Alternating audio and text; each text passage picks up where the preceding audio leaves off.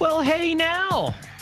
It's the Rob on 106.1 Kiss FM here with my tag team partner in podcasting, the amazing, the insurance benefited Jerry Valeri. Good morning, Jer.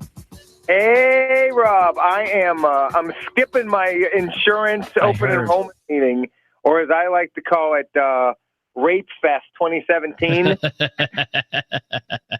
There's a later one in the day, and I was like, I'm blowing it off. They do the same thing every year. It gets worse. The coverage gets worse. The premium goes up, and they don't tell you the rate. They just tell you, why it's this way. Oh, it's Obama's fault, and blah blah blah. And then and then they give you all this stuff that's going to make your life miserable, and then they tell you how much it's going to cost at the end. I don't like to do that. I'm going to know what it costs when I walk into my meeting at 3:30. Because I'm going to go in with my shirt off, my middle finger raised in the air like Stone Cold Steve Austin, and I'm going to start stunning people. I'm going to start putting stunners on everybody. It is always, it's always the same thing. It's always the same thing. When you've been to one, you've been to them all. Plus, you don't have it. You had no work. It just gets more expensive to work here. Like, just tell me how I'm poorer now. Tell me how I'm poor. I'm going to be like Randy Orton was last night. I'm going to go in there, and I'm going to start raining down RKOs on their whole entire fam. Well, he didn't actually do that, but he warned of that. He warned, I'll go to India. I have a passport. I'm going to India, and I'm going to rain RKOs on your entire family. I have a feeling if you went to India, it would be much like Robin Quiver's trip to India. What was that like? Like you may not realize it. You don't want to go to India. Robin Quivers went to India supposedly one time and didn't even leave the airport. Just said this was a bad idea, turned around and went back home. That sounds like me. I don't want to go. I don't want to go either. I don't want to be there. I have Indian neighbors, so that's as close as I'm getting. Even that. You may want to turn around and go home depending on how far down the block you get. I'm proud of myself because I'm the only member of my neighborhood that can say their kids' names correctly. Everybody says them wrong. I nailed them. You want to give them a shout out? Well, the one everybody knows because the one's name is Siri, and then the other one is Shruti, but it's with an R, and then everyone calls her Shruti, and I was like, it's not Shruti, it's not Shruti, it's Shruti. It's Shruti. Maharaja. The modern day Maharaja. I love it. I'm loving Jinder Mahal. And I'll tell you right now, Randy Orton last night, he delivered it was a well-written promo, and it was delivered poorly. Like, I just thought it was bland. I think that he's got no passion.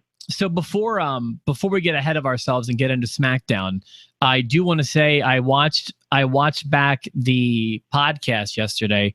And for the first time, I was really, really happy with audio and video. Everything, even though it's not perfect and the computer is still as bad as it ever was, my ingenious brain, my noodle, I put it to use, and I figured out a way to just kind of fix it, jerry-rig it, as we call it. I find that offensive. That's the one I take umbrage with. And I just got a note from Steve that said audio and video is all good today. So if it's okay with you, we can get started and rock and roll, man. You doing all right? We're off and running, and I spent so much of my night last night wondering how Enzo's doing. I know. So I want to start with this. Usually we lead up to this. I liked SmackDown last night. SmackDown was a good show in my opinion.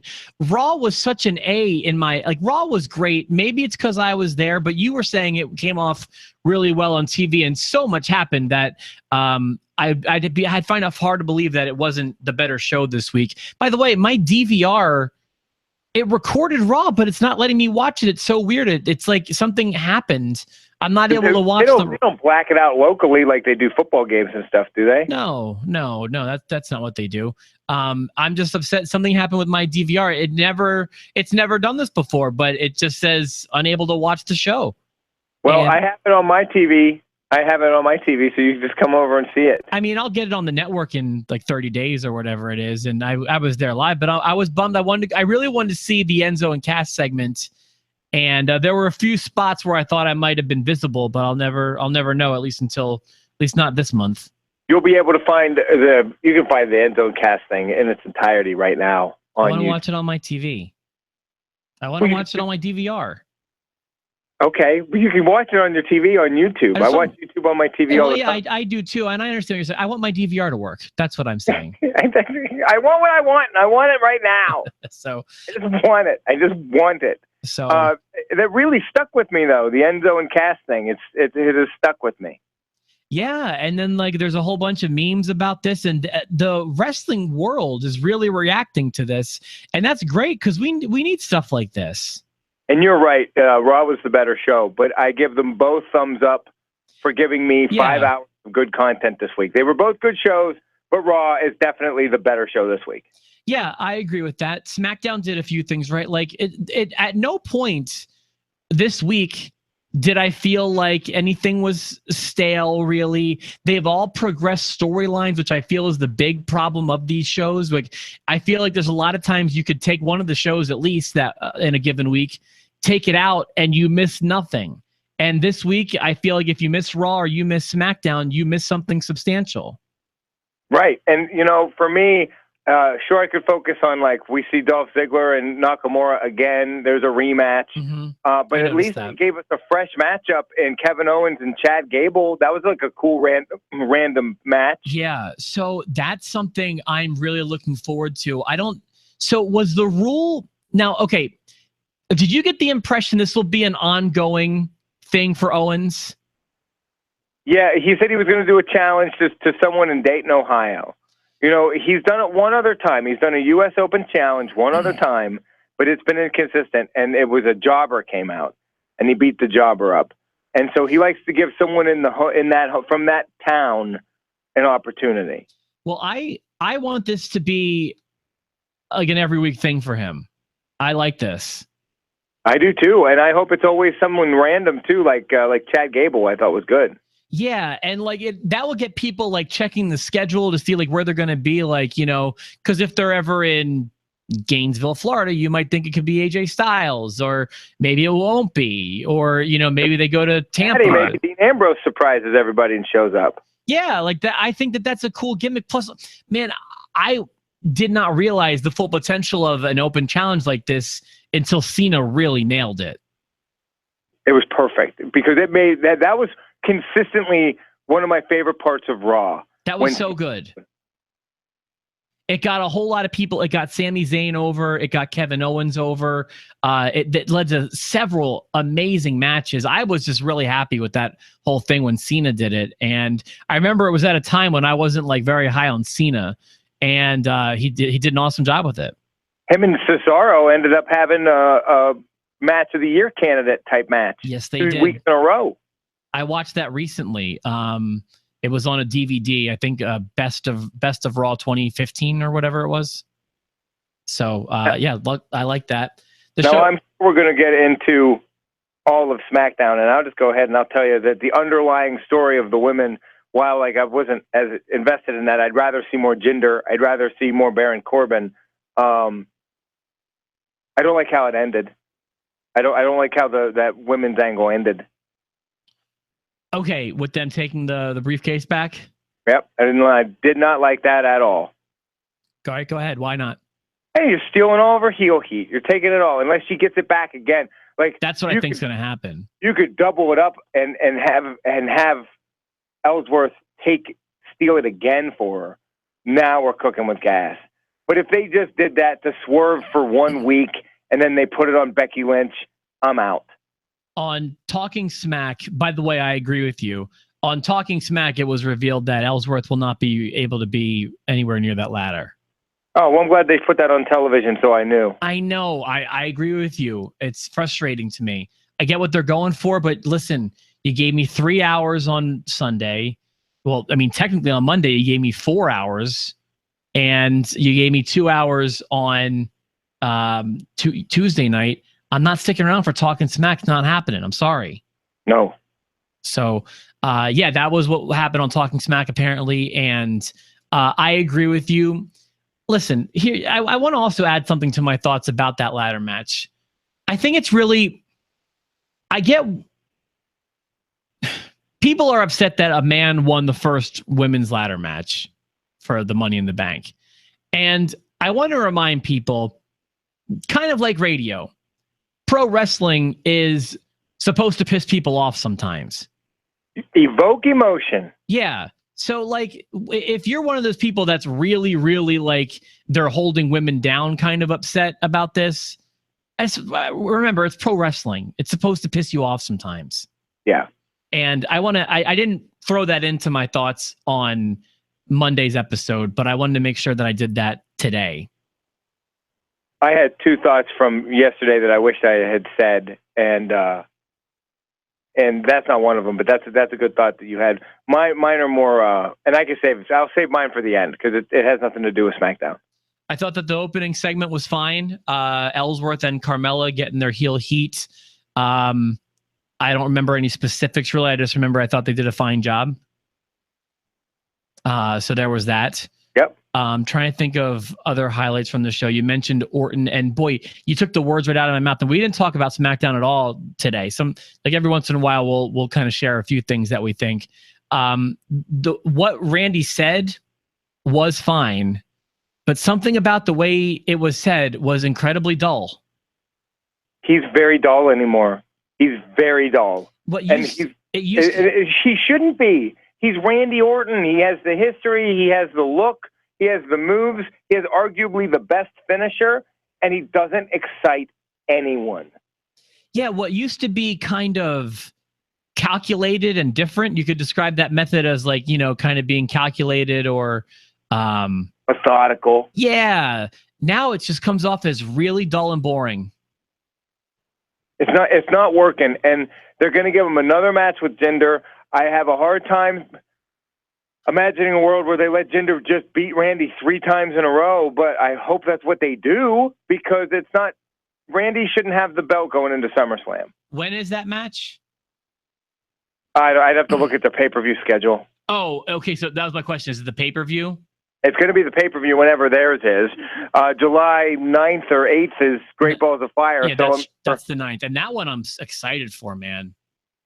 And you know what? I meant to I'm going to look it up while we talk. I meant to throw this into yesterday's podcast when we were talking about Raw. And one of my thoughts, if you remember, was I don't want Enzo and Cass at Great Balls of Fire. I said I wanted at SummerSlam. Right. I feel like a good way that they could maybe stall that, like, because maybe you're thinking, maybe your thought on that was, Rob, it's stupid. Great Balls of Fire is 3 weeks away. I don't mind them giving us a little bit of a match there at Great Balls of Fire, but don't give us a finish. Don't let us have what we want until SummerSlam. I kind of think the angle they should take is Cass wants Enzo, and Enzo doesn't want Cass, not because he's afraid, but because he thinks he's his best friend. It's his best friend. I don't want this. Think this through, bro. That kind of thing. So, yeah, again, it's not because Cass is so much bigger yet. It's because he's just still like almost in disbelief that it happened. He's in denial or whatever, and just Cass is still my best friend. He's going through some things. And then Cass spends the next several weeks reminding Enzo of the Cass hole, as a term that I've coined, that he is.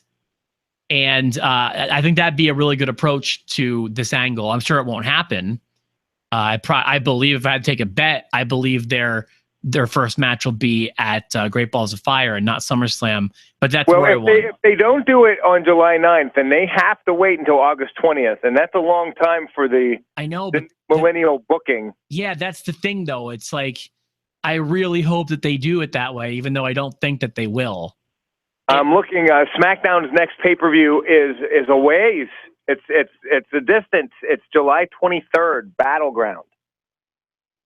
It's not supposed so you've got more than a month till SmackDown's pay-per-view, which I think is great. Yeah, that's the thing. I don't need these every other week dealios. That's going to be in Philly. Oh, is it? Yep. That's cool. I wonder if it'll be any good. So you're telling me the title match will be Mahal and Orton, at least as it is right now. That's how it stands, and I'm assuming it'll be, Sanjay and Sanjay Security is going to be banned from ringside. Yeah, I don't know. I'll have to do something to spice this one up, I think. Although I'll tell you, I love. If there's one thing I love to see Randy Orton do, it's throw the Singh brothers around. I mean, that's my favorite thing he does. There is something special to that. And the best was the first one when he thought he broke one of them and then he had to double check to make sure he didn't kill somebody. I can't tell them apart yet, but that was memorable. And it always seems that he's very rough with those guys. They should. I don't know. Do they have names? I'm more like Dr. Seuss. It's Sing 1 and Sing 2. That's where I'm at, but I do believe that they have names. Isn't one Samal? Samal? Samal. It's Shruti.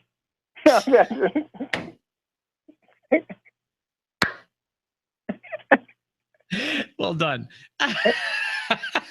Shruti.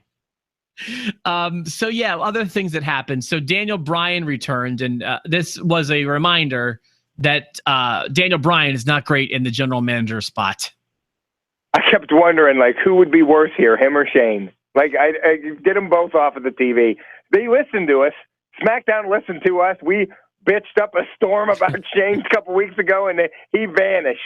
So he's definitely a post-to-post viewer. Yeah. But now, hey, Daniel, go have another baby. Get out of here. Yeah, I agree. He's not great. It's funny because I don't know what's making Kurt. Maybe it's because it's Kurt and he's been gone for so long. But I do think Kurt's doing a good job on Raw. I think Kurt does a very good job because he's very true to himself, and they don't overexpose Kurt. Yeah, maybe that's what it is. I think that in a 2-hour show, we see too much Daniel Bryan. We see too much Shane McMahon. Yeah, that might be true. His big announcement was that the Money in the Bank briefcase is being stripped from Carmella, and it will be in another Money in the Bank ladder match on Tuesday. Yeah, on the heels of what I thought was Carmella's best promo to start the show. Now, we need to save our criticism, at least as far as that goes, because there's a strong chance Carmella will get the briefcase again, I think. Right. So there's that. I don't exactly know. I'm going to assume that this was the plan all along, that this is what they wanted to happen.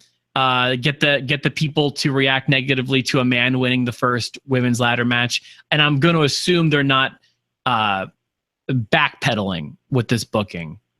I hope not. I absolutely hope not. And somebody said it on the post show, and it's fantasy booking at its finest because it's so many things have to happen and it'll never happen. But if you end up having Cass go over to SmackDown at some point and then beat the living crap out of Ellsworth and team up with Carmella, that'd be a good pair. Well, I think that Mike said that, and I think when he said to be with Carmella, I'm not positive he was meaning on air. I believe there are a couple off air, and they are a couple off air. But I think that they'd be good on air together too, and they'd be good heaters for each other. Maybe, and I don't want to put words in Mike's mouth. That's the way I interpret it. As just get them together so that they're happy on the road, right? Keep their talent satisfied. So I don't know which one Mike which one Mike meant there. I do want to say the post show was lit yesterday. A lot of people, a lot of new faces. Thanks everyone for commenting, and you're always welcome to join the party. You can have me on Facebook at Rob Hirschbuell. I apologize for my name. It's the one that I was stuck with. But not easy to spell. It's not easy to spell. Yeah, but I'm not even going to try it now. But yeah, we always welcome anybody's opinions. I think it was so special this time because we had such a great Raw here in Evansville. Everyone was there, and people wanted to be a part of it. So yeah, thanks everyone for share. And we got a lot of shares too. Well, 4 is a lot for me, so thanks. Hirschbuell. Hirschbuell. Ruti. Ruti Hirschbuell. Ruti Hirschbuell. That's a mouthful, man. I had another thought. The fashion police were totally absent yesterday, weren't they? Yeah, as far as I could tell, yeah. But it seems like American Alpha's ready to go again. Yeah, that was a nice surprise that they brought them out, and I loved the matchup. I thought Gable and Owens was great. It was fast, it was fun. They both showed off a little bit, and Owens got the win he needed to get. Boom, just like that, and it moves along him and AJ Styles, which is turning into a pretty great feud. Oh, I just got a message from Mike. We were just talking about. Let me make sure I don't misquote him or anything. What did Mike have to say? I meant both for in real life and for on air for Cass and Carmella. Okay. Yeah, I actually just kind of interpreted it as off air, but that makes sense. They could be a decent pair. I know they were all together with Enzo in If they ever wanted to get Ellsworth sympathy again, then they would have Cass come out at some point and just murder him. I actually think, to be honest with you, and this is going to make Steve cringe, I think Ellsworth is doing a decent job in his role. I mean, he's part of the women's division, but he's doing a really decent job at what he's supposed to be doing. I like Ellsworth. I've liked him. Everything. Here's what I think about Ellsworth. And I hear Vince Russo, he won't even mention him. He mentions him as far as to say, I'm not going to talk about that guy. He hates him. I know Steve hates him. I know a lot of people that don't like James Ellsworth. And all I have to say is, like, why? You don't like him because you don't think he has the look. You don't think he deserves to be where he is. He's a glorified jobber on the A and B shows. He's a big part of the WWE. And why? Ask yourself why. Because I think he's just a guy that genuinely loves professional wrestling. He does what he's asked. He does it with a smile. He's a team player. I bet you, if you went backstage and you asked people, James Ellsworth is a sweetheart. I bet people love that guy. He's not gonna be throwing his weight around or being a diva. He's happy to have a seat at the table. Nothing's above him. He cuts a decent promo. He takes a bump like a champion. And that's all you need from a guy. Not everybody needs to be the champion. Let me further that. So yeah, that was my other thing, is kind of what you just brushed on there. It's like, keep in mind. So I get that you don't think that he's on the same level as the rest of the guys, and he's not. But also look how he's being used. He's being used as a valet for one of the women's superstars. He's used essentially like a prop. And this is not someone, I know that back in the day they were toying with the idea of him being a world champion, but that was a joke. Even though Valeri thought it was going to happen, we did have a bet going that he'd be the world champion within a year or before the end of the year or whatever. I felt like that angle just needed him to grab the belt. Like, that would have been hilarious. You would have hated it. It would have been funny for a minute, and it would have killed. And listen, I get getting heated about that, but I mean, we don't even see the guy wrestle. I mean, he's a prop. Right. So that's kind of that's how he's being used. And if he were being forced down our throats, like as someone who we're supposed to believe is getting over these top stars legitimately, I would say, yeah, I totally get where the hatred comes from.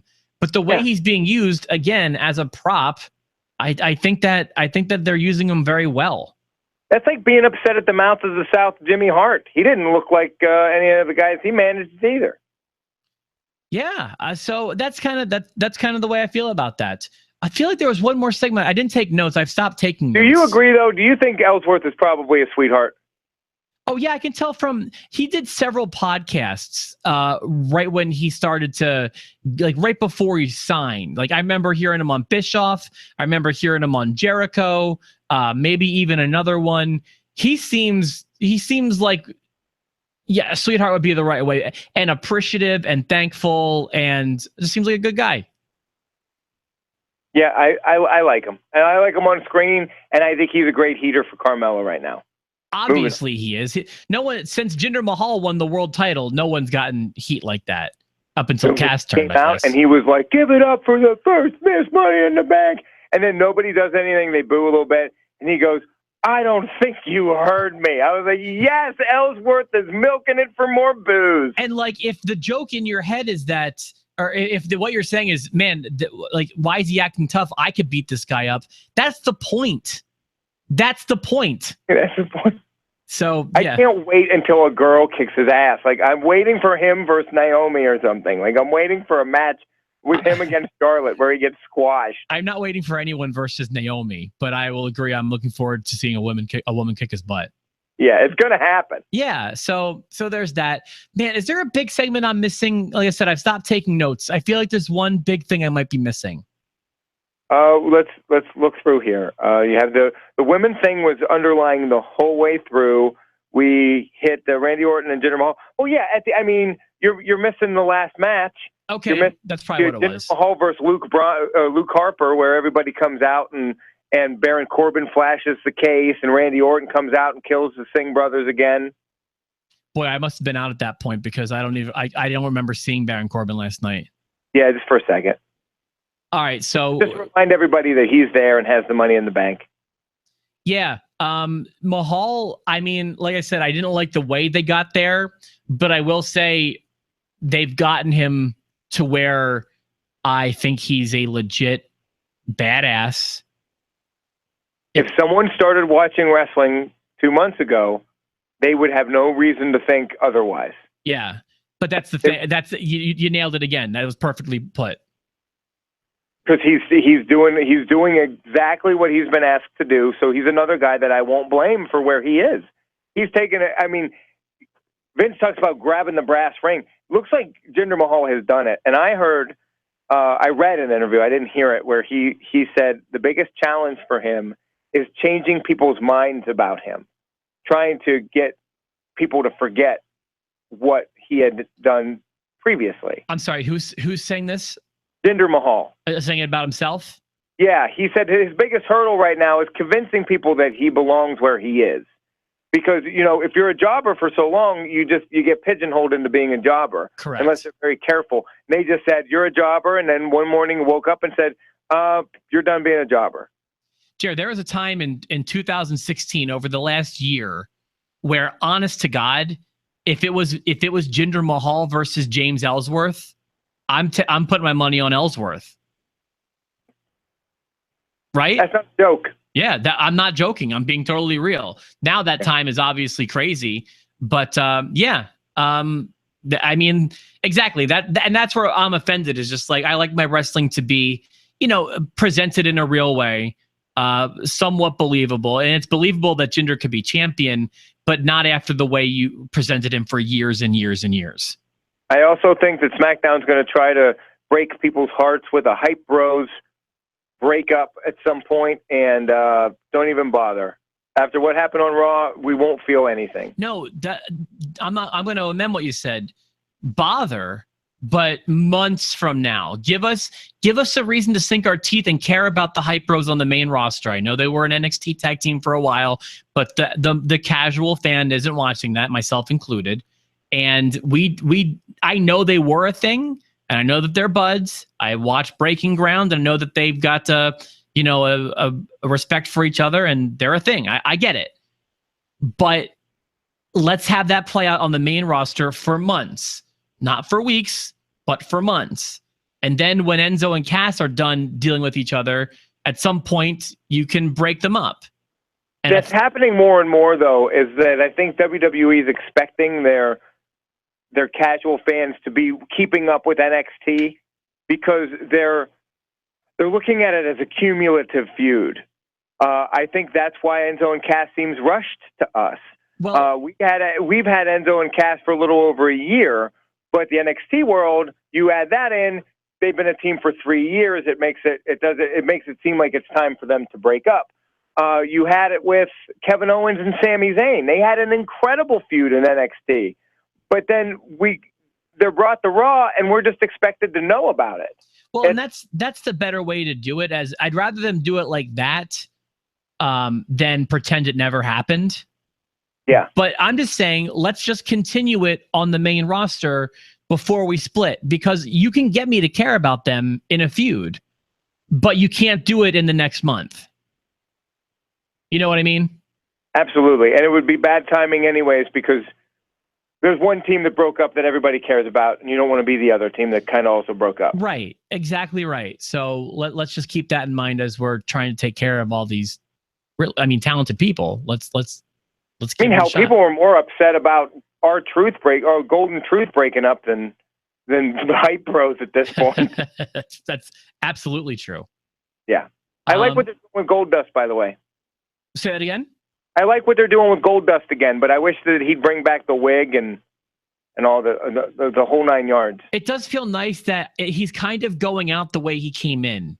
Like his early vignettes were very much like what he's doing now, quoting movie scenes, naming the movie after it, and kind of being androgynous and just, you know, being weird and creepy. And I like that they're kind of, I'm assuming they're kind of sending him off with this, but it's kind of come full circle for him. Yeah, it's pretty good. Do you think this is it for him? Great Balls of Fire? I don't know if it's his last match, but I mean, he's on his last, you know, run. Right, he is. He hasn't had that much more time. He's been around for a long time, man. So I know, dude. I'm telling you, I was watching that In Your House '96, and he was main eventing a casket match with the Undertaker, and I was amazed. Yeah. Hey, so anything else you want to mention about SmackDown? No, it was a good show, but it was no Raw. Yeah, I would agree. It was a thumbs up, but it was no Raw. Next week, wanted to toy around with the idea since there's no pay-per-view to predict. Was wondering what you might think about doing a topic episode.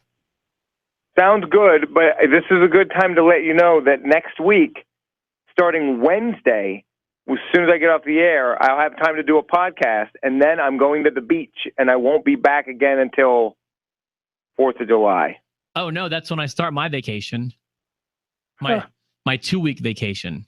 So we won't do a Great Balls of Fire prediction or anything, will we? I don't think so. We can. We just do it from our houses. Yeah, maybe we can do that. Wouldn't be the first time that I've done a podcast from my house on vacation. I like it so much. I've done it before.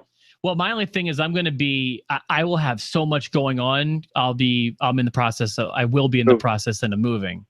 Yeah. So let's figure that part out. So you're saying that's starting next Wednesday? Yeah, a week from today. Okay, so maybe we can do a podcast. Oh, no, we can't do Monday. So it'd be, okay, Tuesday, Wednesday. Why can't we do Monday? There's nothing to talk about. We could do our topic Monday. Do the topic Monday. Then we do Raw, and then we do a quick one for SmackDown on Wednesday so I can hit the road and get to the beach. Okay, if you just feel like you're trying to hit the road and you don't want to do it, let me know. Okay. Let's do a topic Monday, and let's do the Raw recap on Tuesday. I'm going to need to, so then I guess next week. Okay, so I won't need anyone to fill in next week if you're able to do those.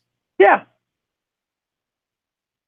You're good. Okay, yeah, then we're good. Okay, and then, like I said, we'll take some time off the following 2 weeks, and we'll join. Okay, so we should probably just talk about this off the air. Well, whatever. Let people see how the sausage is made. You think this is easy? Huh? And hey, on the... love you. What do you think? Huh? You think this just happens? We got to plan it out. We got to work it out. We got to plan it out. I've always been a fan of people who do it on the air, but... Happy birthday, Jake the Snake. Happy birthday, Jake the Snake Roberts. Hey, let's also say if you have a topic you want to hear us talk about, let us know on the post show or in the comments or whatever. Yeah, you think we just come up with topics on our own? I think you think it just comes up on their own? It's fruity, for God's sakes. Taking it off. So let us know if you got something you think we should talk about, like in the same vein of like, I think people like the finishing moves post, and I think people liked the post about best feuds. And if you've got something along those lines you want to hear us talk about, by all means, submit them. Let's hear what you want to know. You are a handsome fellow. I'm feeling good today, man. I'm trying to advocate. This is how I'm going into my insurance meeting. I'm walking just like this, and I'm going to get RKOs for everybody. We are out of here. Happy birthday, Jake the Snake. We love you, Jake.